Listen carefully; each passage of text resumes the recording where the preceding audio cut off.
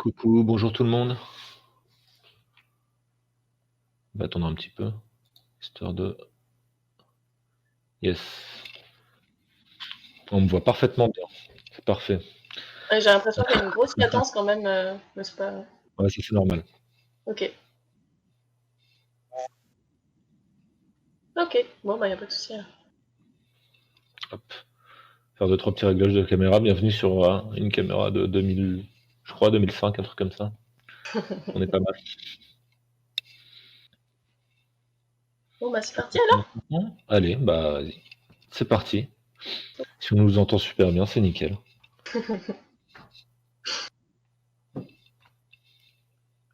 Bah du coup, bonjour à toutes et à tous. Voilà, l'idée c'était de faire une petite formation à distance sur la communication. Moi, je m'appelle Guillaume. Mon derby name, c'est Pokerface. Je suis arbitre depuis 2017. J'ai commencé en octobre 2017 dans le Grand Est. Voilà. Je vais pas faire l'étalage de mon derby CV, mais je me suis un petit peu baladé. Je suis certifié depuis à peu près un an au niveau 1 en tant que NSO et certifié aussi en tant que GTO. Et moi c'est Samy ou Amy Sandry ou Osam, je suis joueur à la boucherie de Paris et arbitre depuis 2016 à peu près. J'ai commencé en NSO et maintenant je fais surtout du referee. Voilà. Et puis je suis très content d'être là pour parler de ce truc de communication. Et mes Cool. prénoms c'est Yael au fait, voilà pour signaler si jamais. L'idée, c'est de vous présenter la formation. On a décidé de la proposer en 3 points. L'idée, c'est de savoir et comprendre comment maîtriser sa communication, comment on communique efficacement entre arbitres, qui est un point important, et communiquer avec les autres participants, participantes, c'est-à-dire les équipes de derby, les bénévoles, le public, les médias, etc., etc. Ouais. Du coup, ben, je commence sur maîtriser sa communication. Alors cette partie, elle s'appelle comme ça parce qu'en fait c'est un extrait de la charte à destination des officiels FFRS en fait, qui dit, et je cite, chaque officiel FFRS s'engage à faire preuve d'une grande maîtrise dans sa communication verbale comme non verbale, gestes inadaptés, attitudes négatives, etc. sont à proscrire par exemple. Alors Donc, le truc qui est n'hésitez pas. intéressant là, ouais, Désolé de te couper. vas-y. N'hésitez pas si vous avez des questions aussi en direct dans le chat. On répond en direct par rapport au point sur lequel on est. Donc, Ouais, ouais, plein de questions, questions. suggestions, témoignages de situation, etc. N'hésitez pas, on est là aussi. N'hésitez pas à profiter du chat pour participer. C'est participatif. C'est bon pour tout le monde. Ok. Ok. Alors, ce que je disais, c'est que directement dans la phrase, on parle de comportement à ne pas avoir. Alors, effectivement, si on reprend, du coup, prochaine slide, les fondamentaux pour les officiels FFRS. Je crois qu'on a coupé encore. On voit qu'il y a des questions de respect et de dignité qui sont citées en fait dans la charte. Bon, bien sûr, je pense qu'on n'a pas besoin de revenir sur les justifications de pourquoi on doit se respecter et pourquoi on doit faire preuve, enfin respecter la dignité des autres, etc. Mais la raison pour laquelle c'est important dans la communication, je pense, c'est qu'il y a beaucoup de choses qui se jouent au travers de la communication. Alors, tout le monde a ses habitudes, on a toutes des personnalités différentes, donc des styles de communication différents. Mais en fait, dans la communication, il y a beaucoup de choses à déconstruire, des habitudes qu'on a prises qui sont pas forcément bonnes dans notre communication, parce que voilà, on dit des choses dont on ne maîtrise pas forcément la portée, dont on n'a pas conscience de la portée. Et il y a aussi toute la partie où, ben, en fait, dans la communication, il y a plein de compétences spécifiques, des choses qui s'apprennent, tout simplement. Et il n'y a pas que, voilà, c'est comme ça que je communique et c'est tout. Il y a vraiment plein de choses à apprendre pour avoir une bonne communication, pour qu'on puisse travailler tous ensemble efficacement. Donc la partie efficacité, on reviendra dessus dans la prochaine partie. Autre chose qui était donc dans la petite citation qui était juste avant, c'était la question de coopérer aussi. Donc coopérer efficacement. Dans la coopération, Un autre point où la communication c'est important, c'est la question de la confiance. La confiance en soi déjà, c'est-à-dire notre capacité à communiquer, voilà, il faut avoir confiance en soi pour réussir à communiquer les informations, pas avoir de sentiment d'illégitimité, etc. Ça, c'est quelque chose qui se travaille, encore une fois. Si on sait ce qu'on doit dire à un moment, si on s'est entraîné à le dire, etc., ça permet de gagner en confiance, en maîtrise de ce qu'on dit, etc. Et donc, au fur et à mesure, voilà, d'être de plus en plus efficace. Il y a la confiance qu'on a les uns dans les autres au sein d'un crew. Est-ce qu'on se sent écouté par les autres? Est-ce qu'on est capable de donner les bonnes informations au bon moment, etc. Et il y a aussi la confiance du reste des personnes dans l'herby, des équipes par exemple, dans le crew d'arbitrage. Donc il y a toutes les questions, par exemple, d'impartialité, et tout ce genre de choses, donc, sur lesquelles on reviendra plutôt dans la troisième partie. Ça va pour le moment? Tout le monde dans le chat, ça va? Bon, il n'y a pas de réaction. Du coup. Ça va d'être bon. Ensuite, donc là, je vais parler de deux aspects de la communication. D'un côté, l'écoute et de l'autre côté, l'expression. Je vais poser pas mal de questions. Il n'y a pas forcément de réponse à toutes les questions. C'est un peu aussi à chacun de trouver, de trouver ses méthodes pour gérer les différentes choses. Si vous, personnellement, vous avez des suggestions ou des choses que vous avez vu faire qui vous semblent pertinentes, n'hésitez pas à les partager.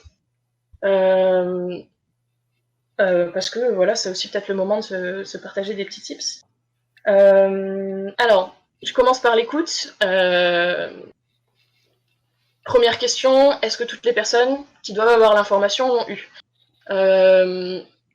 Ça, je pense à toutes les situations où, est-ce que la situation de jeu, il y a eu un arrêt de jeu, est-ce qu'on doit transmettre l'information aux équipes pour qu'elles comprennent ce qui s'est passé?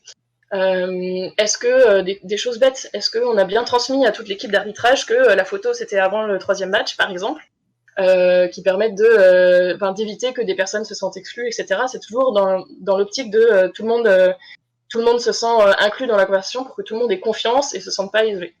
Et ça, c'est important à ce que tous les arbitres puissent s'approprier ça. Il n'y a pas que le head qui doit donner les informations. Si vous avez vendu une information et que vous pensez qu'il est bon de la partager, n'hésitez pas à la partager. Donc, dans ce truc-là, il y a la question de la transparence, donc aussi transmettre toutes les informations qu'on a aux personnes, mais il y a aussi le contraire, c'est-à-dire il y a des choses qu'il ne faut pas transmettre, typiquement des questions qui sont liées à la santé, il n'y a pas forcément besoin de les transmettre à tout le monde parce que ça peut être privé. Il y a aussi toutes les questions de est-ce qu'on out des personnes, et c'est pour ça que par exemple il y a des personnes, il faut pas forcer les gens à donner leur pronom, etc. parce qu'il y a des informations juste qu'on n'a pas envie de transmettre, qu'on n'a pas Est-ce que tu endroit peux de transmettre. expliquer c'est quoi out quelqu'un? Outer quelqu'un, c'est quand on révèle des informations sur typiquement son genre ou sa sexualité sans que cette personne-là soit d'accord avec le fait qu'on le fasse. D'accord. Voilà. Prochaine question. Est-ce que la personne à qui je souhaite communiquer est dans une bonne disposition pour recevoir cette information? Quand on est pendant les matchs, ça peut être des situations stressantes, ça peut être des situations où il y a beaucoup de choses à communiquer. Il faut s'assurer que la personne soit dans la disposition de recevoir, qu'elle soit pas trop stressée, donc elle a peut-être besoin d'un temps pour se reposer, qu'elle n'ait pas autre chose de plus important à faire, etc. C'est ça, être disponible. Être disponible, c'est à la fois être disponible mentalement et puis aussi être disponible en tant que présence. Si vous voyez qu'il y a quelqu'un qui a 5 personnes à côté de lui, les informations qu'on a apportées au même titre que les informations que les autres rapportent, simplement parce qu'on a du mal à les exprimer. Donc c'est un truc auquel il faut aussi faire attention, que la langue peut amener des difficultés, quoi. Voilà. Ensuite, s'exprimer sans participer à une oppression. Donc là, on va passer sur des choses où on a peut-être plus de petits protocoles qui sont déjà établis dans l'herbier, et si vous avez des choses à rajouter, surtout, n'hésitez pas. Je vais parler de 2 choses essentiellement, le genre et les questions, de couleur de peau. Alors pour le genre, on en a déjà un peu parlé juste avant, toujours c'est la question d'anticiper.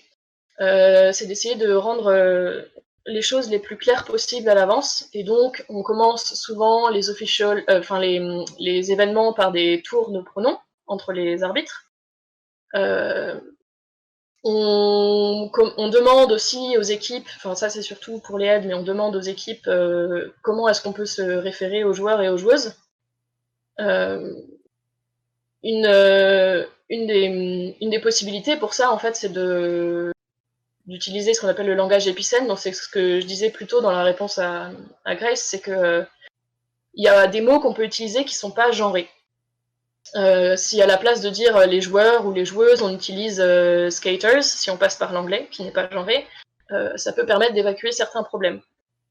Si, pour décrire une situation, à la place de dire la joueuse rouge numéro 88, on dit red 88, comme on le fait quand on donne des pénalités, et ben c'est pareil, ça permet d'éviter des questions, des problèmes de mégenrage. Voilà. Ensuite, il y avait la question des biais racistes. Là-dessus, je me suis basée sur une clarification récente de la WFTDA sur une problématique qui était que des arbitres pouvaient se tromper et donner une pénalité à une joueuse ou un joueur en faisant référence à leur couleur de peau et non pas à la couleur de leur maillot. Dans cette clarification, la WFTDA elle donne des recommandations. Donc, encore une fois, le tout, c'est toujours d'anticiper. Les recommandations données, c'est par exemple répéter les couleurs à l'avance, avant le match. Et c'est utiliser l'équipement comme repère plutôt que la couleur de peau ou d'autres signes culturels ou la morphologie, etc. C'est des habitudes qui sont à prendre à l'avance, c'est-à-dire pas le jour où je suis confrontée à la situation. C'est-à-dire que je vous encourage fortement, systématiquement, quand vous êtes en match, utiliser à faire ces choses-là, donc répéter les couleurs à l'avance, ne pas utiliser la couleur de peau comme repère pour référer aux joueurs et aux joueuses, ou au staff, ou à qui que ce soit. Les chaussettes. Les chaussettes, ça marche bien. bien. La couleur des casques, la personne qui a, voilà, qui a un short plutôt qu'un legging, voilà, tout ce genre de choses plutôt que la couleur de peau, parce que le tout c'est d'essayer d'entraîner de désapprendre à votre cerveau à utiliser ça comme repère en fait, simplement. Voilà. Ah, pour ce qui est de la clarification de la WEFTA, je vous ai mis le lien dans le chat, mais vous retrouverez aussi à la fin de cette slide toutes les sources qu'on a utilisées. À savoir que du coup, cette clarification, elle est en anglais, elle n'existe pas forcément en français.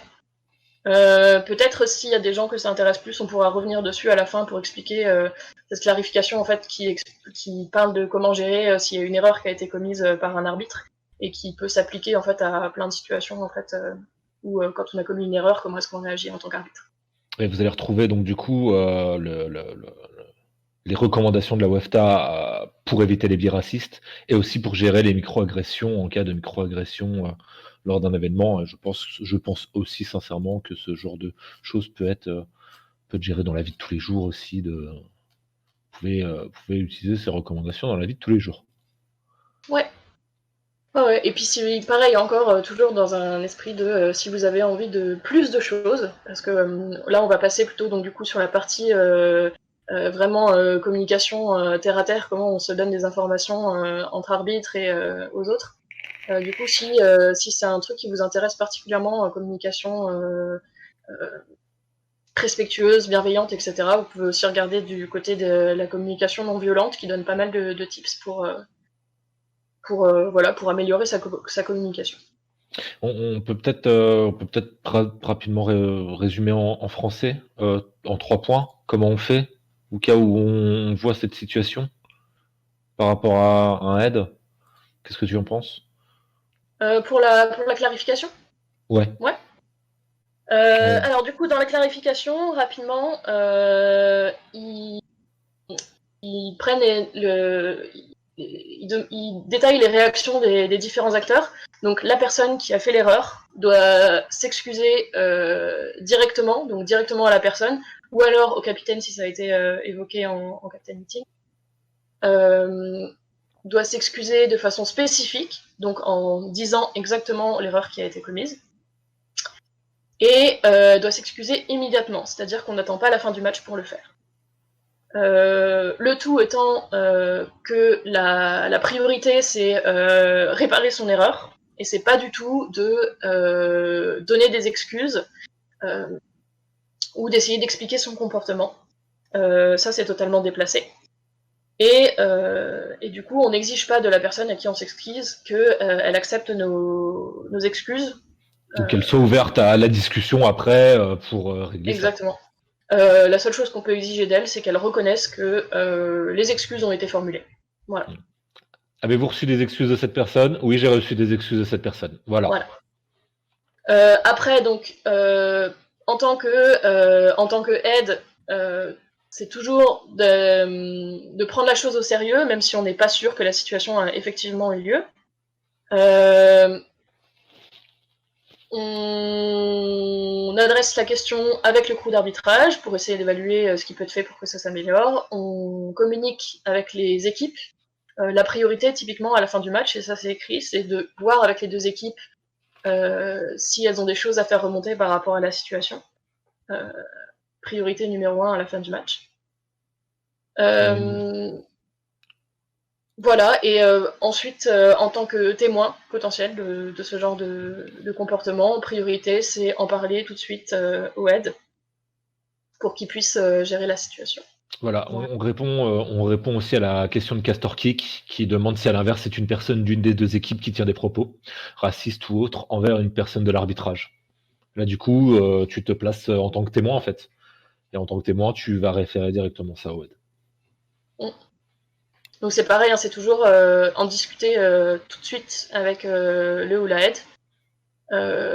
Pour n'importe quel comportement raciste, grossophobe, transphobe, whatever que ce soit, en parler directement à aide qui prendra la décision ou pas de du coup pénaliser potentiellement la joueuse. Tout va bien le chat? Je vois qu'on est 30 en ligne là, ça fait plaisir. On va passer à une autre partie. Ok, sans transition. Du coup, voilà, communication bienveillante et tout ça, c'était pour réussir à mettre les bases de tout le monde se sent en confiance, tout le monde est capable de communiquer les uns avec les autres. Maintenant, effectivement, genre, comment on se transmet ces informations-là, c'est notre partie tout de suite. Vas-y, je te laisse parler si tu veux, du coup.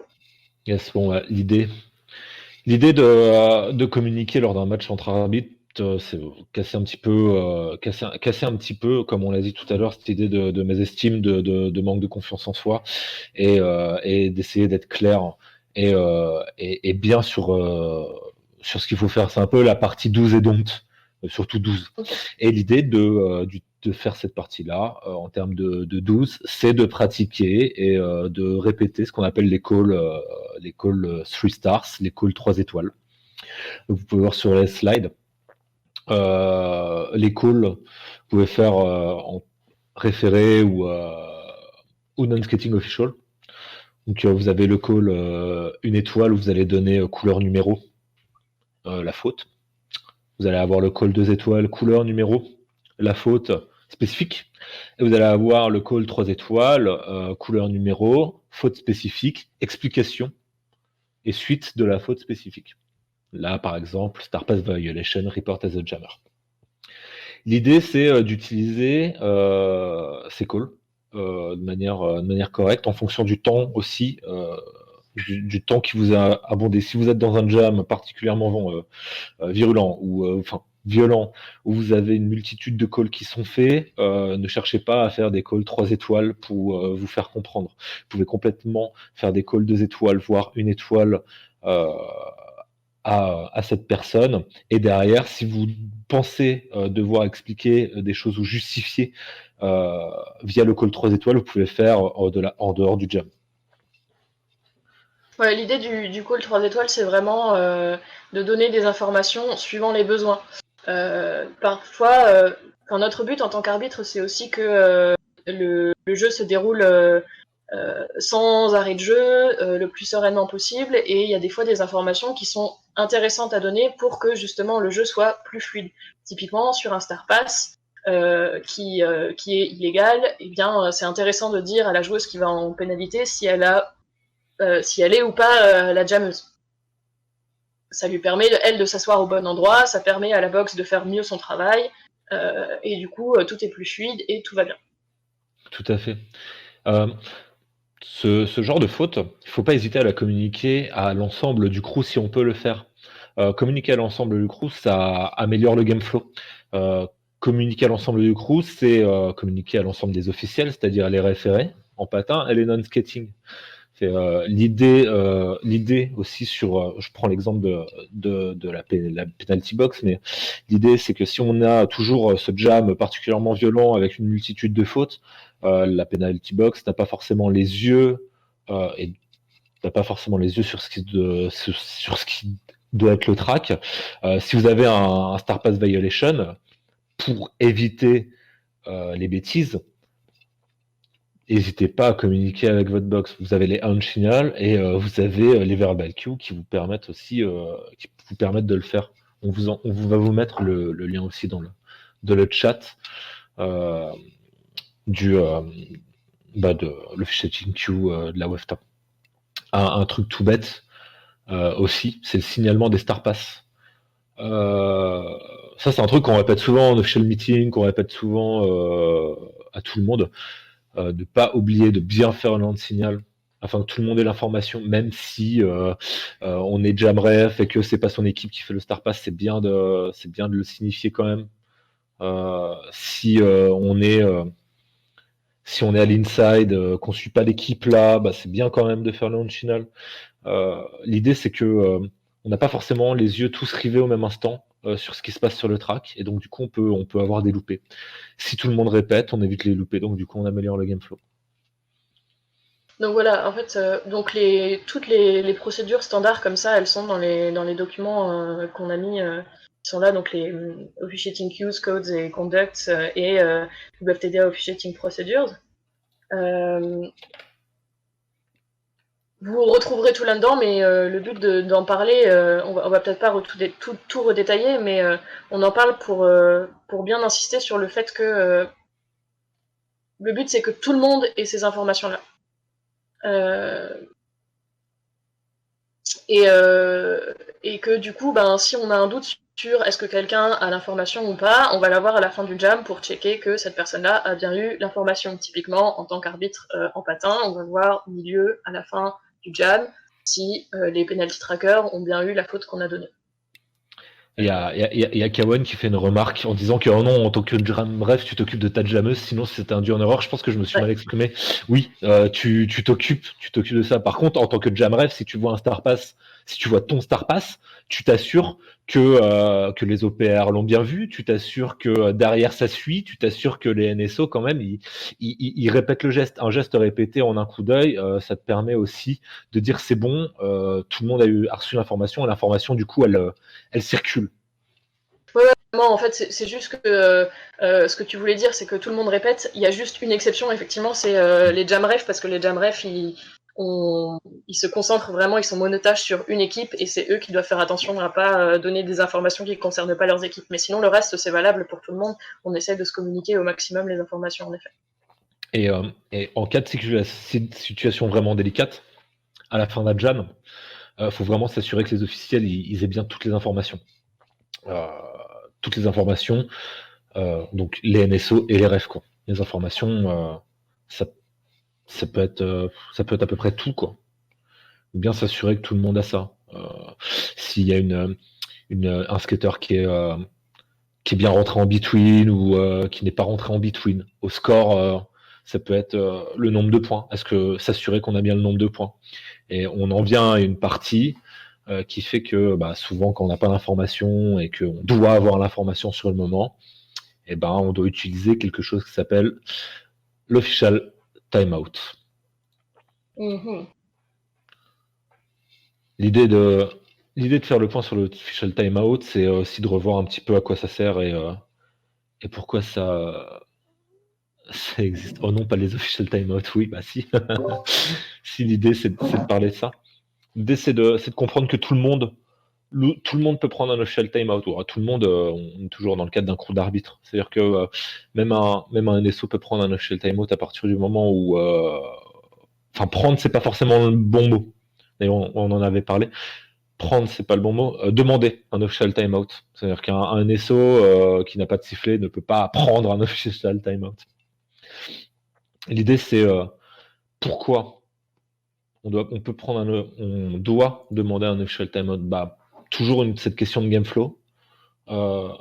Pourquoi faut le prendre si on a une problématique de score, le score, par exemple un score à modifier, si vous modifiez pas le score lors d'un OTO, du coup vous pourrez plus modifier le score. On rentre dans une question d'équité. Pareil sur un problème de suivi des pénalités, si vous savez plus si la joueuse elle est à 5, 6, 7, que vous êtes emmêlé les pinceaux, que l'inside n'en sait pas plus que vous, si derrière vous en PB vous êtes en stress ou que vous aviez autre chose dans la tête par rapport à ça et que vous ne pouvez pas dans l'instant de l'interjam réfléchir et répondre distinctement, du coup faut pas hésiter. Ouais, c'est vrai qu'on insiste souvent sur le fait que on essaie de prendre le moins de full timeout possible pour maintenir le game flow. Mais des fois, en fait, pour le maintien d'un game flow, il vaut mieux prendre un official timeout. C'est un peu toujours à la décision de soit la personne qui va le demander, ou alors si elle en réfère au head d'abord, le head va prendre la décision, est-ce que ça vaut le coup de prendre ou pas. Des fois, vraiment, ça améliore le game flow de prendre la pause tout de suite plutôt que d'attendre le prochain jam qui sera chaotique et sur lequel on devra résoudre les problèmes qu'on n'avait pas résolus avant. Il vaut mieux anticiper dans ces cas-là, quoi. Question de Angie. Je prends une situation particulière sur un match. Un OPR donne une faute à Jammer Blue que je n'ai pas vu en tant que jamref. Jammer Blue se tourne vers moi, mais va en penalty box. Mais à l'interjam, elle me reproche de ne pas avoir répété le geste de l'OPR. Est-ce que j'aurais dû répéter le geste? Est-ce que j'aurais pu? Alors, moi, je vais te répondre sur la question de pouvoir. Je ne sais pas. Alors, tu peux. Toujours dans le truc de donner plus d'informations. Là, on arrive sur un autre truc, c'est ce qui est que les informations, c'est important aussi pour les joueurs et les joueuses. Il n'y a pas que les autres arbitres qui ont envie de savoir, il y a aussi les joueurs et joueuses. Donc c'est vrai que c'est intéressant de répéter le call, simplement aussi parce qu'une joueuse qui comprend pas, ou un joueur qui comprend pas la faute qu'on lui a donnée, c'est potentiellement quelqu'un qui va être frustré, quelqu'un qui va s'énerver, quelqu'un qui va perdre confiance dans l'arbitrage parce qu'il estime que les décisions sont injustes ou sont voilà. Et quand on parlait de confiance au début pour la communication, le but c'est que tout le monde soit toujours dans le cercle de communication et que personne démarre des conflits parce qu'il y a eu une mauvaise communication. Après, est-ce que tu aurais dû? Il n'y a pas de devoir là-dessus parce que toi-même tu vois pas forcément le call qui a été fait, etc. Le temps que tu chopes l'information, machin, il n'y a pas de devoir de le faire, mais c'est toujours bien de pouvoir le faire. Voilà. Tu as une réponse qui est assez intéressante dans le chat. C'est en tant que jamref, tu peux répéter à ta jammeuse le call qui a été fait par l'OPR en penalty box. C'est quelque chose qui se fait souvent et qui rentre dans les procédures qui sont non standards, c'est que quand ta jammeuse est en penalty box, tu peux continuer à faire le geste pour que tout le monde sache. C'est-à-dire c'est pas juste une fois qu'elle est assise, tu arrêtes de faire le geste et tu peux continuer de le faire pour que tout le monde sache ce qui se passe, que ce soit la joueuse, les autres arbitres, potentiellement le public, etc. Donc voilà. Quand le prendre, idéalement, si vous prenez un OTO, on a toujours cette règle on attend l'interjam qui prend 30 secondes. Ça c'est mon point de vue personnel, mais si en 15 secondes d'interjam, vous n'êtes pas capable d'avoir la réponse à votre questionnement, que ce soit questionnement personnel par rapport à votre suivi, par exemple, de faute. Est-ce que c'est bien le bon score? Est-ce que c'est bien les bonnes pénalités? Est-ce que je suis à jour? Etc. Si vous n'arrivez pas à y répondre en 15 secondes, c'est qu'il faut en prendre un. Je m'explique. Le temps que vous preniez ce questionnement, 15 secondes, le temps que vous demandez à quelqu'un de prendre un official timeout, vous êtes à 20 secondes, à savoir qu'on a toujours ce délai de prendre un official timeout à partir de 25 secondes. Vous êtes dans les temps. C'est quelque chose typiquement qui peut être clarifié avant un match avec un game timer ou une game timer, de dire ben voilà, à tout moment je peux te faire un signe de prends un official timeout, mais par contre tu le prends pas avant les 25 secondes. Donc on peut faire le signe à partir de 10 secondes si on sait qu'il va y avoir un problème, et à 25 secondes si on n'a pas fait non c'est bon, c'est ok au final, et ben la personne saura qu'elle va prendre un official timeout. Il y a aussi comment le demander. Là, il faut faire circuler l'information. Si vous êtes en inside, vous chopez la première personne en rayure devant vous et vous lui demandez de siffler un coup. Si vous n'êtes pas en inside, vous êtes au score, il faut pas courir sur un track parce qu'on va croire que vous avez le track. Est-ce qu'on a un petit genre Badoon Singh? Je suis désolé. Mais l'idée, c'est de faire circuler l'information du type vous êtes penalty box timer. Vous demandez à votre manager. Votre manager va essayer de solliciter un arbitre qui est en inside, pareil au score. N'hésitez pas à solliciter. D'accord. Avec la blague. Ouais. Faut savoir qu'on a un long délai, donc du coup on voit vos réactions bien après. C'est très perturbant quand on fait une blague. Et n'hésitez pas à faire passer la chaîne. Et si les NSO répondent pas, pareil, vous chopez le regard d'un OPR ou autre, et puis c'est parti, quoi. Le Shaitan Maut, l'idée, c'est comme on l'a noté là, c'est l'équilibre entre le maintien du game flow, de l'équité et de la sécurité. La question de sécurité, elle se pose pas à partir du moment où vous avez un skater qui est blessé sur le track, ou même en dehors du track. Il faut prendre un official timeout sans se poser de questions. Après, bien sûr, c'est complètement personnel. Hein. Je suis, si je suis NSO ou aide NSO sur un match et que je vois un skater qui est blessé sur le track, je solliciterai une demande d'official timeout. En dehors du track, je la solliciterai quand même pour plusieurs raisons, notamment la question des médics. Souvent, le constat est fait que quand les médics ils se déplacent à deux ou ils se déplacent en troupeau quand ils sont plus de deux. Le problème, c'est que vous ne pouvez pas lancer un jam si vous n'avez pas un médic qui regarde ce qui se passe sur le track. Donc, l'idée, c'est de ne pas se poser la question et de prendre un OTO par sûreté, en fait. Je sais pas comment toi tu fais. Bien sûr, et puis il y a la question de savoir est-ce que les médics ils ont accès à la porte de sortie, est-ce que il n'y a pas un risque supplémentaire à faire jouer des personnes qui potentiellement vont se faire expulser du track de la même façon que la personne a fini hors du track. La sécurité c'est toujours une priorité dans ce truc-là et c'est quelque chose sur lequel on peut vraiment pas transiger quoi.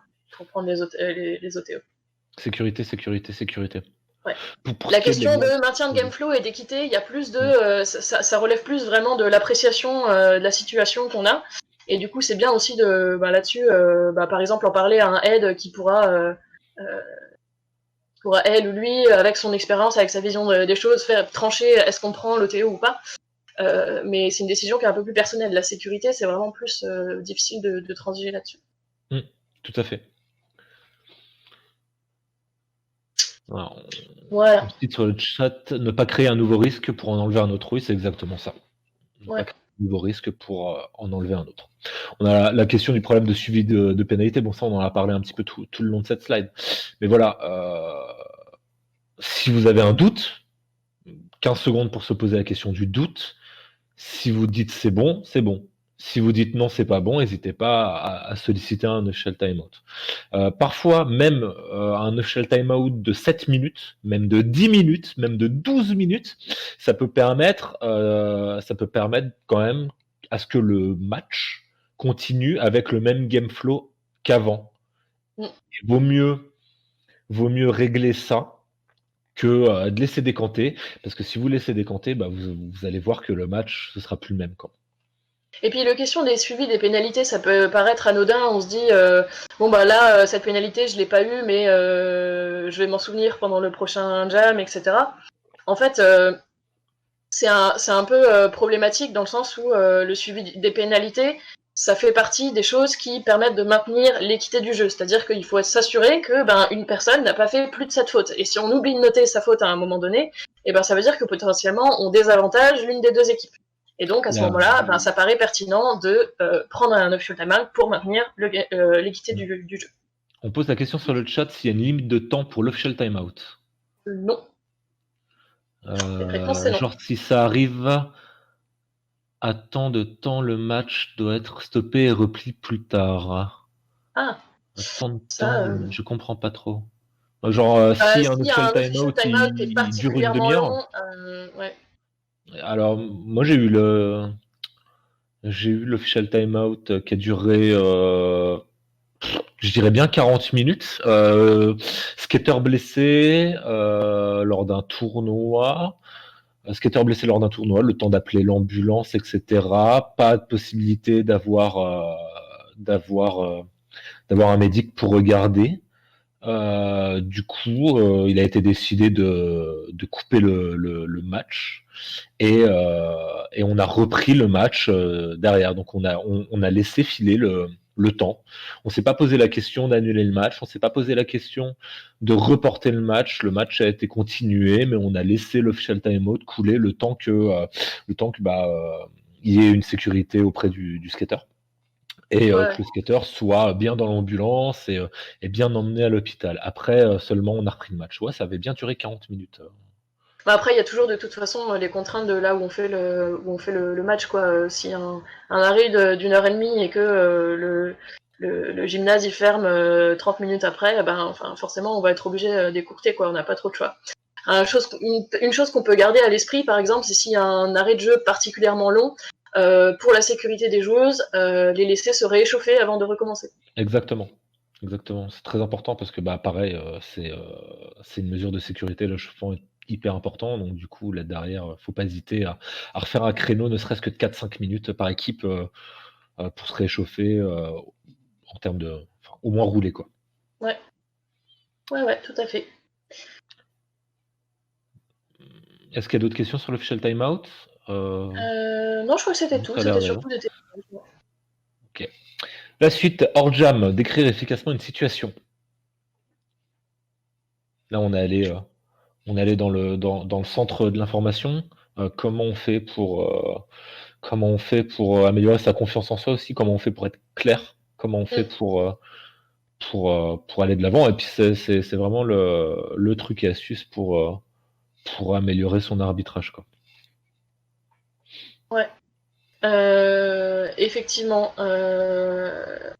On revient dans les trucs c'est des choses qu'on peut s'entraîner à pratiquer à l'avance pour gagner en confiance en soi. C'était la même chose pour faire les calls 1 étoile, 2 étoiles, 3 étoiles par exemple, où on peut s'entraîner à l'avance chez soi à donner les calls.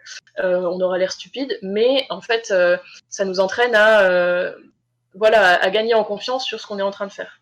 Là typiquement, décrire efficacement une situation, on peut s'entraîner à aller sur Facebook, regarder dans les questions qui sont posées sur les règles du roller derby et s'entraîner à formuler une réponse à la question en fonction de ce qui est présenté.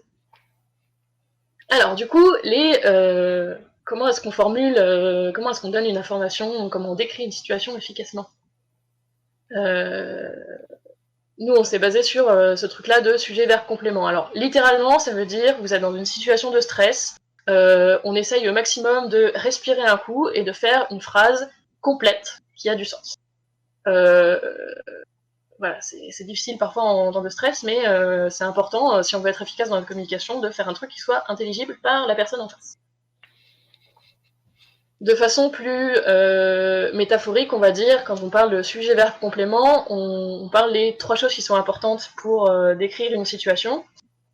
Qui est l'initiateur ou l'initiatrice, quelle action a été faite, quelle action illégale en général, on parle de situation d'action illégale, et quel impact cette action a-t-elle eu.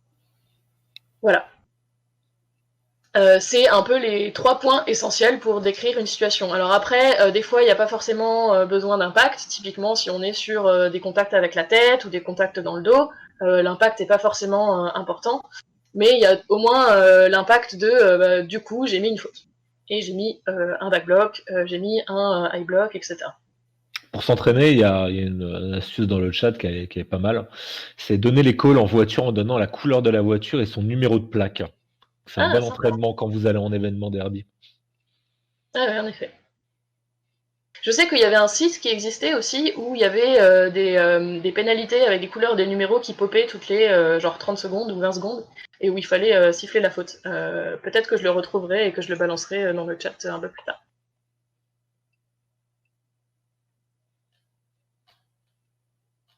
Voilà. Et dernier point de ce truc-là sur comment décrire efficacement une situation, eh bien, quand on n'est pas sûr, parfois, il vaut mieux ne rien dire. Quand on n'est pas sûr d'avoir vu une action, quand on a des gros doutes sur ce qu'on a vu, parfois, ça sert à rien de donner, de dire, moi j'ai plutôt l'impression que ça. Si on n'est pas sûr, en fait, l'information permet pas de faire une action supplémentaire. Ça permet pas de donner une faute si on n'est pas sûr de soi. Alors ça dépend des situations, si on n'est pas sûr, en interjam on parle à un autre ref rapidement, voir s'il a vu peut-être, etc. Là ok, mais si on est en official review, eh bien ça sert à rien. Voilà. Donc Et si vous... typiquement c'était notre même de début de partie sur j'ai pris un official review pour vous dire que je suis vegan et gluten free. Bah ça permet pas de prendre une décision, donc on s'en fiche. On prend pas d'official review pour ça, on ne dit pas ça pendant un official review. Et quand vous revoyez entre arbitres, sans l'équipe, l'idée de savoir, c'est pas qu'est-ce que vous en pensez, c'est qui a vu quoi. Qui a vu quoi, et de dire je ne sais pas, c'est pas grave.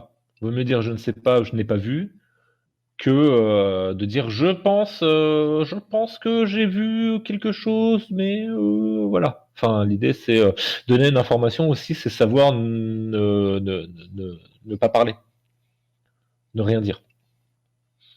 Ouais, en vrai, c'est vrai que là, on se moque un peu et on fait des blagues sur ce truc-là de quand on n'est pas sûr, on dit rien. Mais c'est quelque chose qui est vraiment important à apprendre, surtout quand on débute, on a envie de beaucoup partager ce qu'on voit. Et c'est vrai, c'est très important pour pouvoir progresser, mais il faut savoir à quel moment on peut le faire. Typiquement, en interjam avec notre voisin OPR ou notre voisine OPR, c'est possible de le faire si la personne est disponible et n'a rien d'autre à faire à ce moment-là. Pendant un official review, c'est pas le moment parce qu'on est là pour maintenir le game flow, pour éviter de faire une trop longue pause. Et donc, voilà, apprendre à se taire aussi, c'est une compétence importante. Est-ce que vous avez des questions à ce propos? Alors, question, quand on n'est pas sûr et qu'on est baby ref, vaut mieux ne rien dire que de dire une bêtise. Alors, on dit pas de bêtises. La question, c'est pas dire, il n'y a pas de bêtises à dire en fait, c'est pas ça le problème, c'est plutôt quel impact sur le jeu ce qu'on est en train de dire va avoir en termes de temps de stop de jeu. Quand on est dans un official review, on est sur un moment où on arrête le jeu, ça a un impact en fait sur le match. Ça veut dire qu'il y a des joueuses qui sont à l'arrêt, qui ne sont pas en train de patiner, en train de jouer, elles peuvent se refroidir, donc ça pose des questions de sécurité. Ça interrompt le flot du jeu, ça peut... voilà, donc ça a un impact sur le jeu. À ce moment-là, si on n'est pas sûr de ce qu'on a vu, il vaut mieux se taire. Par contre, effectivement, quand on est en interjam, t'as 30 secondes où potentiellement il y a des autres arbitres qui n'ont pas grand-chose à faire à part écouter ce que tu as vu, les doutes que tu as, pour t'aider à arriver à la bonne solution. Et donc c'est un bon moment et il faut en profiter, je pense, et pas avoir peur de parler en interjam avec ses copains arbitres. Est-ce que vous avez encore des questions à ce propos?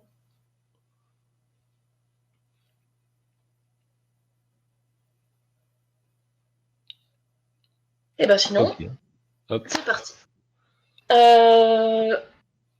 Juste avant qu'on passe à la partie suivante, j'avais juste peut-être un petit truc à rajouter dont on n'a pas parlé juste avant.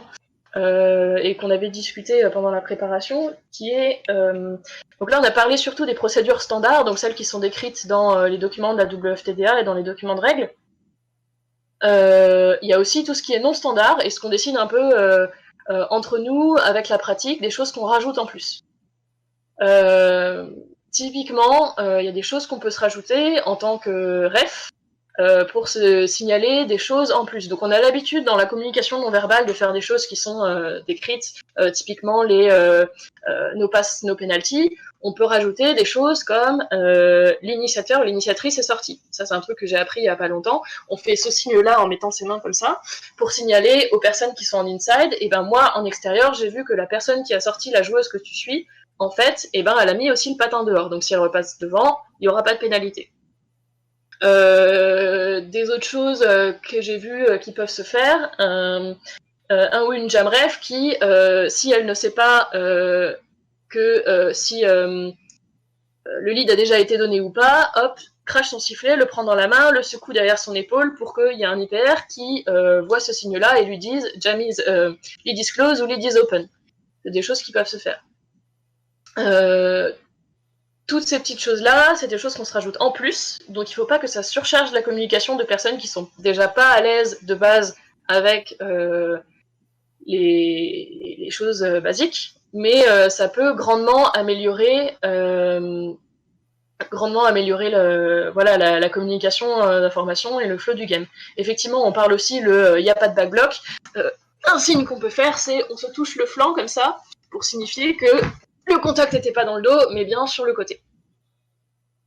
Si vous avez d'autres choses d'ailleurs à partager, c'est peut-être intéressant. Je ne sais pas, soit si tu connais des signes comme ça, Guillaume. En tant que NSO, non. Sinon, on se mettra d'accord. On se mettra d'accord en fonction du crew sur des signes nouveaux vus. J'ai pas souvenir d'avoir vu de nouveaux signes. Par contre, nous, ça arrive que dans certains crews, on pose des nouvelles pierres de communication. C'est-à-dire que on va faire de la description d'événements, de la description d'actions, histoire de rester concentré sur le jeu et, de rien oublier. Par exemple, quand vous êtes en penalty box, l'idée de donner le numéro du jam dès qu'il se lance, c'est un élément de communication qui est plutôt bien vu et plutôt intéressant parce que ça permet de rassurer les penalty box timers qui sont à côté. Et, ou inverse, hein, si c'est un penalty box timer qui a envie de le faire, il peut tout à fait le faire. L'idée, c'est d'assurer une communication fluide entre les trois personnes. Pareil au score, pareil en inside si possible. Il va y avoir quoi? Il va y avoir ça, il va y avoir l'idée de constater une action. Si vous avez une faute, que vous l'entendez clairement, distinctement, et que vous voyez bien qu'il y a un skater qui arrive en penalty box, ne pas hésiter à dire par exemple red skater coming in the box ou yellow skater coming in the box. Voilà, ce qui permet d'anticiper déjà, d'anticiper l'action, même si c'est le penalty box timer de l'équipe red qui voit, ne pas hésiter à le dire. Ça permet de se focus. Et inversement, si le penalty box timer des Reds voit que c'est Yellow qui rentre en box, ne pas hésiter à le dire et à communiquer. Dire got it. Je vois dans le chat aussi, on a quoi? On a pour les PLT donné le numéro de John plus la couleur de la case pour être sûr qu'il n'y ait pas de star pass loupé. Ouais, ça c'est quelque chose qui est bien usité. C'est est-ce que vous êtes sur une ligne foncée ou une ligne claire, histoire de bien se caler. Voilà, c'est faire le point sur le score quand vous êtes en fin de Jan, confirmé. C'est souvent des éléments de confirmation qui sont demandés en unskating, qui fait que l'information circule bien. Ouais, et puis comme tu dis, c'est des choses qui peuvent se rajouter un peu au cas par cas, suivant les matchs, suivant les personnes qui sont là. Et donc du coup, c'est intéressant de se demander, ou de discuter à l'avance des communications que nous on fait aux autres et qu'on a envie de voir de la part des autres. toujours à l'avance du match pour que quand on fait notre signe supplémentaire pendant le match, les autres ils ne regardent pas en disant mais que fait cette personne, je ne comprends pas. Ouais, ils n'hésitez pas à communiquer ça à l'ensemble de votre crew. L'ensemble de votre crew, non-skating et ref, parce que vous pouvez avoir des non-skating vétérans qui vous dire, mais attends, c'est quoi ce signe, j'ai jamais vu, est-ce que c'est quelque chose, est-ce que ça va, est-ce que ça va pas, et vous pouvez avoir des non-skating qui sont pas du tout vétérans, qui sont débutants, qui peuvent se dire, zut, j'ai loupé quelque chose, peut-être que ce signe il veut dire quelque chose, je l'ai pas appris, je le sais pas, et là vous allez rentrer dans une situation de stress. Voilà, l'idée, c'est bien d'en réaffaire à tout le monde. Je rajouterai une communication qui est assez intéressante en inside entre le jump timer et un head. Sur le temps donné, vous allez avoir des heads qui souhaitent avoir le temps qui reste sur un jam.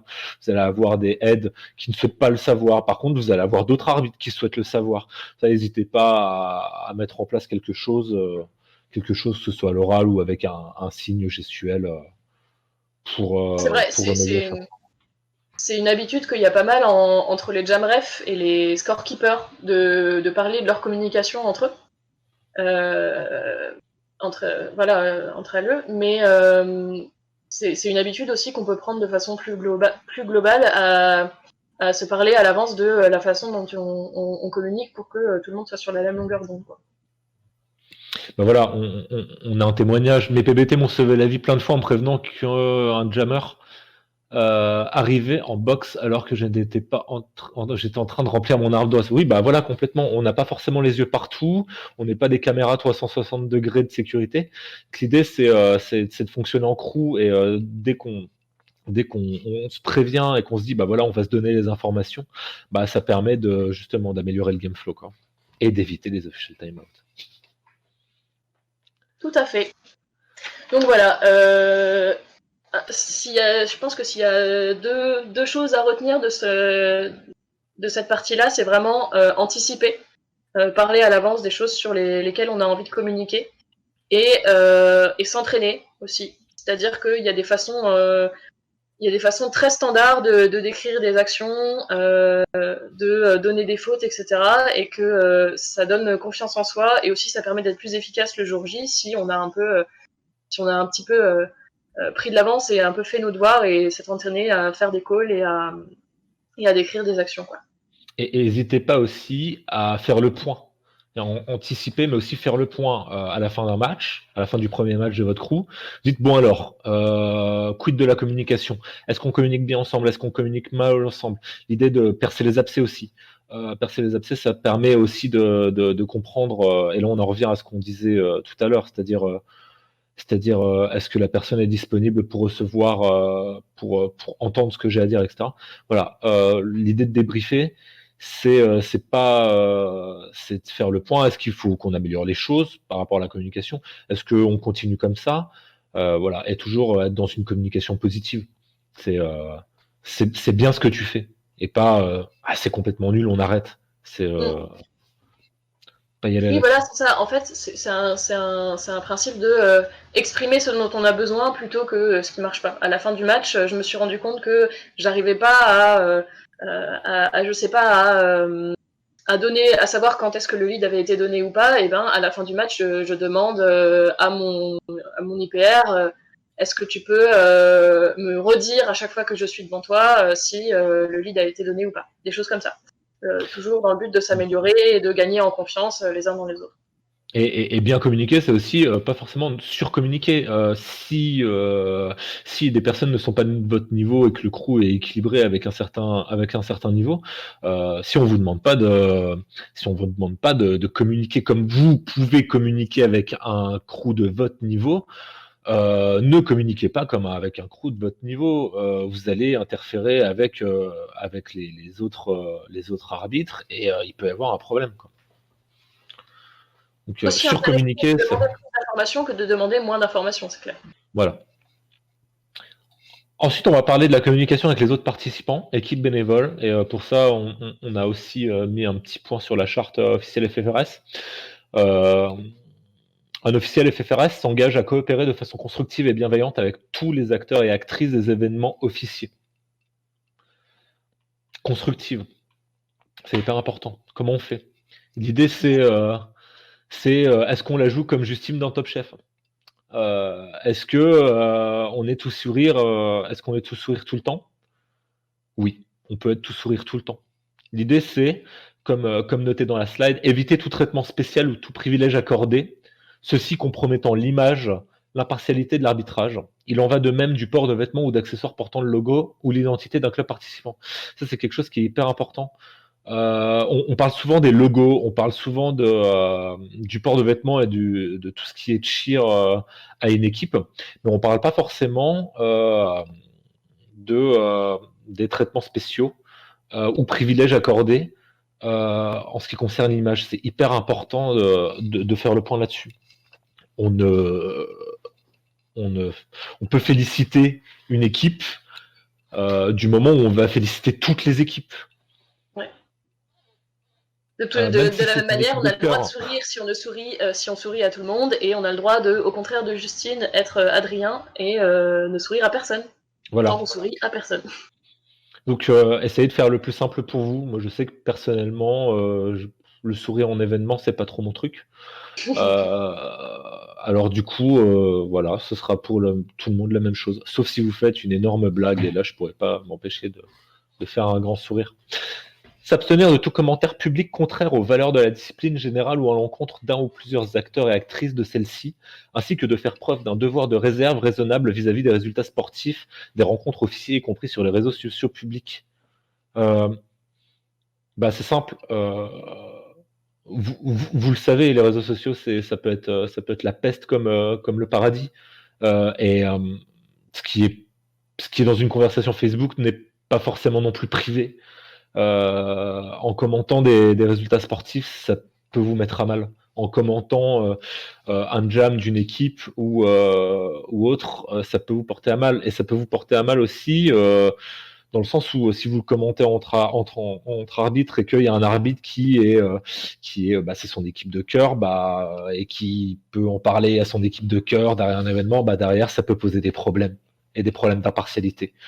Donc l'idée c'est de rien dire pendant l'événement et de faire un debrief si vous voulez derrière l'événement, mais pas pendant l'événement, quoi. Mais il y a la question aussi de dans quel cadre et à qui on s'adresse quand on fait ça. On a le droit, en fait, c'est normal d'avoir aussi envie de faire baisser un peu la tension et de dire ah, le match était horrible, telle équipe, franchement, elles m'ont trop saoulé, etc. C'est normal, c'est aussi nécessaire en fait pour faire baisser un peu notre tension de voilà, on a besoin de dire ça. Mais ça vaut peut-être pas le coup de le dire devant absolument tous les arbitres, par exemple, et surtout pas à portée d'oreille de personnes qui sont pas des arbitres en fait et qui n'ont pas à entendre ce genre de commentaires. Je pense vraiment à des situations de vécu avec des arbitres qui sont groupés devant le vestiaire des arbitres, mais qu'il y a un endroit aussi de passage où il y a plein de membres qui parlent. Et cet endroit-là, c'est pas approprié pour dire telle équipe, ils me saoulent trop, ils ont pas fait, ils ont fait 50 000 fautes, franchement, c'est trop la honte, quoi. Ça, c'est vraiment super inapproprié de faire ça en plein passage. Donc on réserve ça à un coin du vestiaire avec son meilleur pote arbitre. Et pas en public devant tout le monde, quoi. On a une remarque, on a une question et une remarque. La question, c'est lors d'un club participant, j'ai eu le cas d'une aide qui refusait que je porte un t-shirt d'une ligue n'étant pas dans le champ, donc je suppose que c'est dans le championnat, jusqu'où va la limite, par exemple? Discrétion des aides. Ouais, moi je pense que c'est la discrétion des aides. Moi je me suis posé la question à titre personnel, du coup j'ai décidé de ne porter que des t-shirts d'équipes qui n'étaient pas dans le championnat. Donc du coup si vous voyez un événement derby, vous verrez une équipe allemande. Donc, du coup en France il n'y aura pas ce problème. Mais ouais, c'est une question qui se pose et ouais, je pense que c'est la discrétion des aides. Que voilà, si tu vas dans le public et que tu as un t-shirt sponsor, c'est-à-dire d'un de tes clubs, je pense que la question peut se poser s'il y a plusieurs. Enfin, on va prendre un exemple, l'exemple foutu pour foutu. Imagine, le championnat il est filmé, il est en live sur YouTube. Le public est filmé. Imaginons que tu sois sur un plateau où toi tu supportes au pif Nantes. Tu supportes Nantes et on te voit avec ton t-shirt de Nantes dans le public. Or, toi, c'était pas sur le plateau de Nantes là, mais Nantes joue aussi ce week-end-là. il y a une interprétation qui peut être faite, je pense.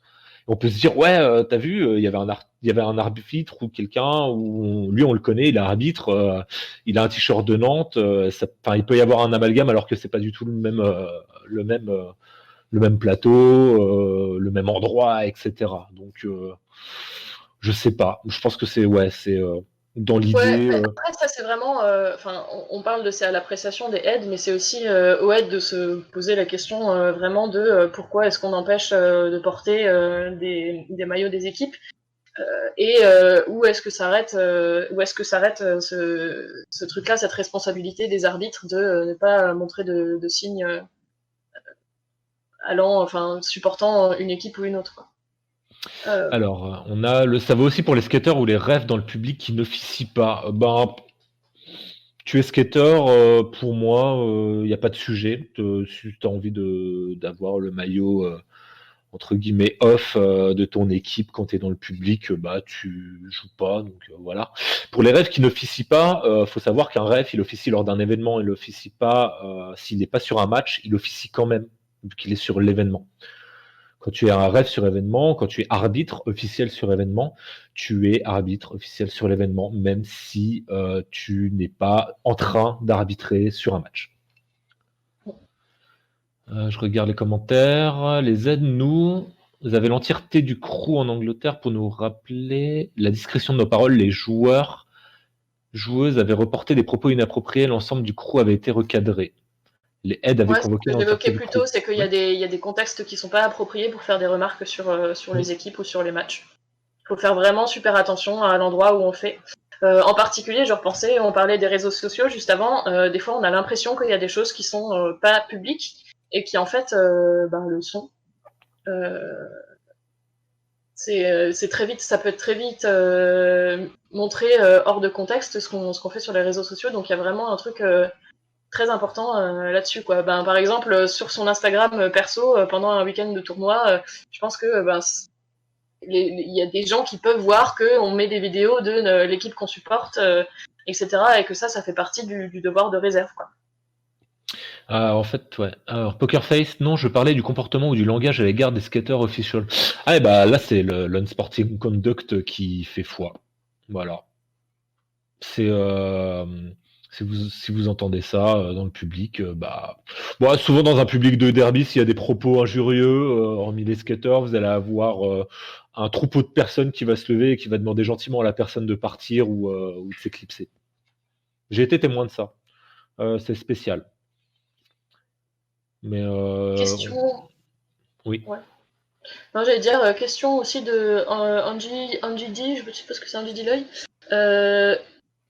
Est-ce que ça vaut aussi pour les commentateurs et commentatrices de live aussi? Dernièrement, j'ai été très gênée par le manque flagrant de partialité de l'un ou l'une des deux speakers d'un live que je regardais sur YouTube. Dans le cadre du manque de partialité Ouais. lors d'un média training, on va vous demander d'être partial. Si vous n'êtes pas partial objectif, on va demander d'arrêter de expliquer. Ça, c'est la règle. Après, voilà, il n'y a pas du monde partout, ça peut être délicat.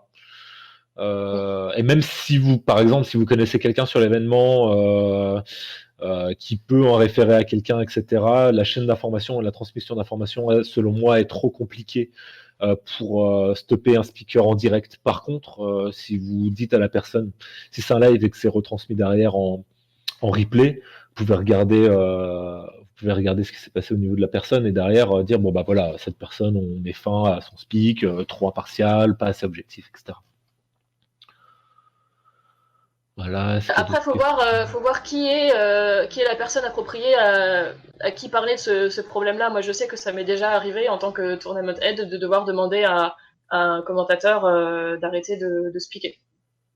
Pas pour ces raisons-là, pour d'autres raisons, mais en fait, il y a des personnes sur lesquelles on peut s'appuyer. Donc, ça peut être un tournament head, ça peut être les organisatoristes, ça peut être il y a des personnes à qui on peut en parler pour essayer de trouver une solution, quoi. C'est vrai que bon, je connais pas très bien le milieu du speak, mais le devoir d'impartialité, ça semble s'appliquer aussi, notamment pour le speak in-house, c'est-à-dire dans le gymnase directement. Ça paraît totalement inapproprié d'être partial, quoi. Voilà. Tout à fait. Est-ce qu'il y a encore des questions? Ouais. Question de Tyrion Quadister. Si je vois un ou une agresseur sexuel dans le public pour des faits antérieurs ayant eu lieu dans le cadre du derby, voire pire, qu'est-ce que je peux faire en tant qu'officiel?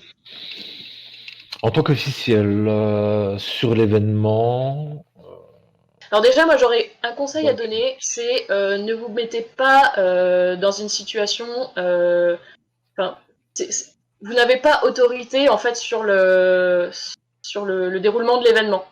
Les officiels, vous êtes là pour l'arbitrage essentiellement, donc il y a la question de la sécurité qui se pose effectivement, mais il y a des organisatoristes qui sont là aussi normalement pour gérer ce genre de situation. Mm. Donc en tant qu'officiel, j'en parlerai aux organisatoristes et en premier, parce que c'est à eux que revient la décision. Et après, vous pouvez prendre des décisions en tant que vous personnellement, mais je suis pas sûre que vous puissiez engager le crew là-dessus parce que vous n'avez pas la responsabilité du déroulement de l'événement en fait. Moi, j'ajouterais n'engagez pas le crew là-dessus. Ouais. La question de l'organisation de l'événement, elle appartient aux bénévoles et aux organisateurs de l'événement, organisatrices de l'événement, ainsi que la sécurité. Voilà. Donc la question de sécurité, elle se pose avec les personnes qui gèrent la sécurité de l'événement, et un crew d'arbitre ne gère pas la sécurité de l'événement. Mm. Par contre, vous pouvez en parler à un GTO, qui lui pourra faire le lien, s'il y a GTO, et qui pourra faire le lien avec les bénévoles qui s'occupent de l'organisation de l'événement. Est-ce que tu peux en profiter pour expliquer un peu GTO Quid? Quid du GTO? Le GTO, ça va Ouais. être la personne qui va s'occuper un petit peu de tout ce qui est administration de l'événement, qui va faire le lien entre les équipes d'arbitrage et les équipes de skateurs, qui va faire le lien aussi entre les équipes de skateurs, d'arbitrage et l'équipe d'organisation de l'événement, et qui va essayer de faire que la tambouille soit bonne. En gros, vous allez avoir plusieurs ingrédients pour faire un gâteau. Le GTO, ça va être celui qui va incorporer les ingrédients dans le bon ordre et qui va faire en sorte que le gâteau cuise bien. Autre remarque aussi effectivement sur cette question-là, c'est qu'on peut aussi en parler aux référents officiels lors des championnats. Qui ont une vision plus globale sur le déroulement de championnat dans son entièreté, et donc qui peuvent faire remonter des informations aux ligues organisatrices et pour la suite des différentes étapes. Alors, question Caster Kick, est-ce normal que les speakers donnent des informations de jeu avant même que les officials aient l'info, résultat d'un official review?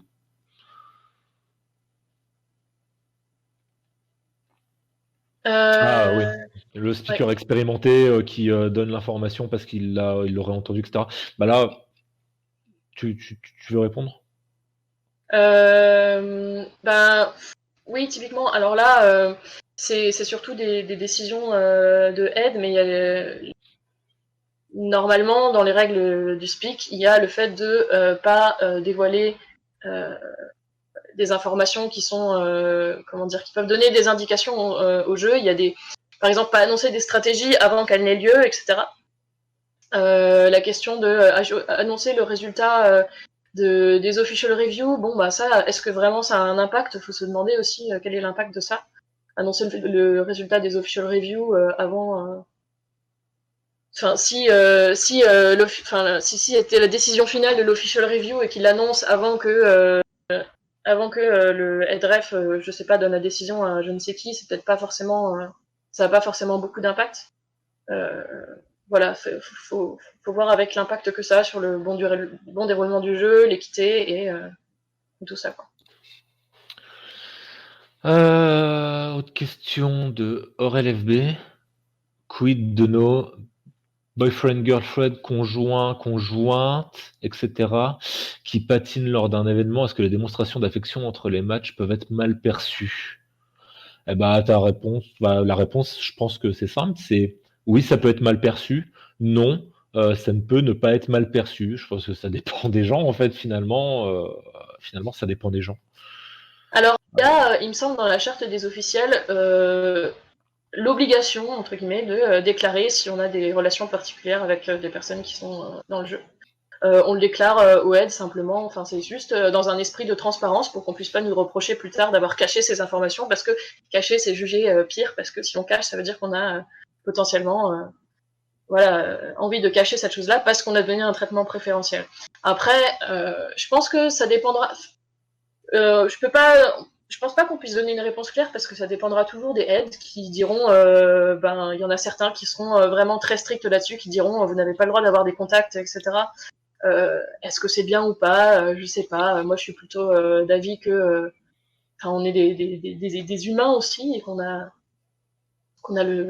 que c'est pas très grave que de montrer de l'affection à son conjoint ou sa conjointe parce qu'on le fait de toute façon et que ça n'amène pas forcément de traitement préférentiel. Voilà, à voir en fonction des cas et des coups d'arbitrage, quoi. Moi, je dirais que discrétion est mère de sûreté. Mais ça, Ouais. c'est mon point de vue. Voilà. Oui, Tant que, effectivement. Bon, pas se rouler des patins en plein match, par exemple, ça paraît la voilà. base. Mais en dehors des matchs, discretos, enfin, même pas discretos, parce que c'est même pas une question d'être discret, mais voilà, enfin, je pense que ça dérange personne et que globalement, on est assez compréhensif là-dessus, quoi. Bon, mon avis. Expérience perso pour les horaires. On demande normalement en amont à la aide. Qu'est-ce qu'on peut donner comme info? 95%. 95% du temps, c'est quand on a donné la réponse au coach alternate. Je comprends pas. C'était en réponse pour les speakers. Donc là, apparemment, c'est quelqu'un qui témoigne du fait que, en général, les speakers se mettent d'accord à l'avance avec les aides pour savoir quand est-ce qu'ils peuvent annoncer les décisions. Ce Oui, qui est bah, encore une fois exactement ce qu'on disait plus tôt sur il vaut anticiper. mieux décider à l'avance sur la façon dont on communique plutôt que ça devienne un problème parce qu'on n'en a pas discuté avant. Voilà. Il y a plein de petites choses comme ça auxquelles chacun, suivant son rôle, peut réfléchir. C'est anticiper les besoins de communication. Voilà, voilà. Il n'y a pas d'autres questions. Ça, c'est les sources de la slide Ah qu'on a si, il y a une autre utilisée. question, c'est elle la joue comment Justine de Top Chef. Donc Elle la effectivement, joue peut-être super. juste avant de finir, on va expliquer la référence. Pour ceux qui ne suivent pas, Justine de Top Chef, c'est la meilleure et c'est trop nul qu'elle soit partie. Voilà, on parlait en fait aussi des questions de personnalité parce que bon, ça c'est un peu parti depuis quelques temps, mais il y avait au début surtout le fait que quand on arbitre, on doit être très sérieux, pas sourire, etc. Et ça c'était un peu pour montrer le contraire, que quand on arbitre, on a le droit de sourire tant qu'on sourit à tout le monde. Et typiquement, Justine, c'est la personne qui sourit à tout le monde, tout le temps, avec beaucoup d'énergie, toujours énormément d'enthousiasme, etc. Donc on a le droit d'être Justine et d'arbitrer. Voilà. Et comme on le disait avant, tout comme on a le droit d'être Adrien et arbitré. Donc Adrien, c'est la personne qui est tout à fait le contraire, qui ne sourit jamais, même quand il gagne. Voilà. C'est Adrien, ça te fait quoi d'avoir gagné ton épreuve? Je suis super content. Voilà. Et je suis désolée pour le spoil, vraiment. Mais bon, est-ce qu'on considère vraiment ça comme du spoil? Ça fait tellement de semaines que ça a commencé maintenant. Ouais. Voilà. Donc, du coup, si vous souhaitez avoir les slides, vous pouvez les avoir, hein, bien entendu. Vous trouverez ça sur le drive de la commission FFRS. Roller Derby, voilà les sources qu'on a utilisées, les liens sont cliquables derrière et vous pouvez retrouver tout ça. On a utilisé essentiellement des documents de la WEFTA et la charte à destination des officiels. Voilà, vous avez les contacts aussi du pôle officiel, du pôle formation et de la commission Roller Derby en direct. Si vous avez des questions à propos de la formation, si vous avez des questions derrière à propos de cette formation, et voilà. Une petite dernière question de Brookeberry. Que faire si les coachs bench viennent tout le temps au centre et nous saoulent? On voudrait être bienveillant. Est-ce que vous avez une astuce magique pour gérer cela? Être bienveillant, leur expliquer clairement que il faut qu'ils arrêtent. Ouais. Enfin, en fait, on rentre un peu dans la question qui était aussi tout au début de est-ce que la personne est disponible pour, euh, pour vous écouter. Donc là, typiquement, c'est est-ce que vous êtes disponible pour écouter sans arrêt les commentaires des benches. Il y a des fois où vous avez d'autres choses à gérer, donc il faut leur dire clairement et être ferme. Et bien sûr, il y a la phrase, donc effectivement, si leur communication est trop longue, on peut leur dire si vous voulez réclamer quelque chose, vous pouvez toujours prendre un official review. ça marche un peu, ça peut paraître un peu froid, mais des fois, on n'a pas d'autres ressorts. Voilà, à savoir que c'est vrai.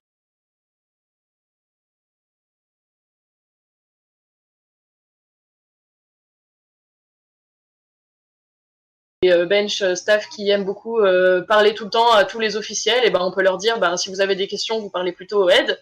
Et si les aides sont saoulés, ils peuvent leur dire à leur tour, par contre là, ça fait trop de questions, on n'a pas le temps de gérer, il faut que le match continue. Ah, il n'y a plus de son. Je sais pas. Apparemment, il n'y a plus de son. Est-ce que c'est bon le chat? Est-ce que vous avez entendu ce que Amy a dit? C'est revient bon, du coup. Wow. Et puis après, il faut faire. Je pense qu'il y a quand même un principe de précaution, c'est qu'il faut faire attention à quand même écouter les benches, parce que si on les écoute vraiment pas, il y a moyen que ça dégénère en conflit. Le but, c'est pas d'avoir des benches qui sont ultra tendus et qui nous en veulent parce qu'on les écoute pas. Donc des fois, ça peut être dur, effectivement, mais il faut trouver la bonne balance entre protéger son, son propre game flow mental et aussi assurer que ça se passe dans des bonnes conditions pour tout le monde, et donc être à l'écoute des différents benches. Suite à la coupure de son, pour faire le point en 2 temps sur ce que tu as dit, Ouais. savoir si on est disponible pour recevoir une demande des bench coach. Et être ferme avec ses limites. Voilà. Il n'y a pas à transiger là-dessus, quoi. Si on n'est pas dispo, on le dit clairement. Quelque chose que j'ai déjà, par exemple, juste un petit conseil que je peux donner, ça, pour quand on débute, peut-être, il vaut toujours mieux être direct et dire je suis désolé, j'ai pas le temps, plutôt que d'essayer d'éloigner la personne en lui disant je sais pas. Parce qu'un je sais pas, ça peut être très mal interprété. Voilà, c'est simplement pour se protéger soi-même d'après de rétribution. L'arbitre m'a dit, je sais pas, comment ça, elle sait pas, quand on donne une faute, on est censé savoir, machin. Donc pour éviter ça, il vaut mieux dire, là, j'ai pas le temps, que je sais pas. Voilà. Un point qui peut être fait aussi lors du meeting avec l'équipe, c'est de proposer aux personnes de les voir à l'Interjam quelques minutes pour débriefer un peu tout ça, c'est-à-dire déjà comment ils voient leur match, si pour eux ça se passe bien en termes d'organisation, en termes d'arbitrage, etc. Et en termes de communication, s'il y a des problèmes ou autre. Ce qui permet aussi derrière de remonter ça. Voilà. Voilà, donc alors, plutôt je vous disais que j'allais peut-être essayer de retrouver les trucs pour s'entraîner à faire des calls. Apparemment, il y a quelqu'un qui l'a retrouvé dans le chat, donc le lien est dessus, c'est super cool. Peut-être qu'on pourra l'intégrer dans la présentation pour qu'il soit dispo. Yes. Voilà, et puis sinon, c'est fini. Je pense j'espère qu'on a répondu à toutes vos questions. S'il y en a d'autres, eh bien, on vous encourage je sais pas, à en discuter autour de vous aussi. La communication aussi, c'est pas seulement pendant les matchs, on essaye de s'améliorer tous les jours en communiquant avec d'autres arbitres avec qui on est à l'aise pour savoir comment on peut s'y améliorer. Le but, c'est que tout le monde progresse, voilà, tout ça. Voilà, merci à vous, et puis Ouais. à bientôt. Merci à tout le monde. Et juste, on annonce comme ça, la semaine prochaine, ce sera sur comment être aide pour la première fois, la formation. Et ça va être très bien aussi.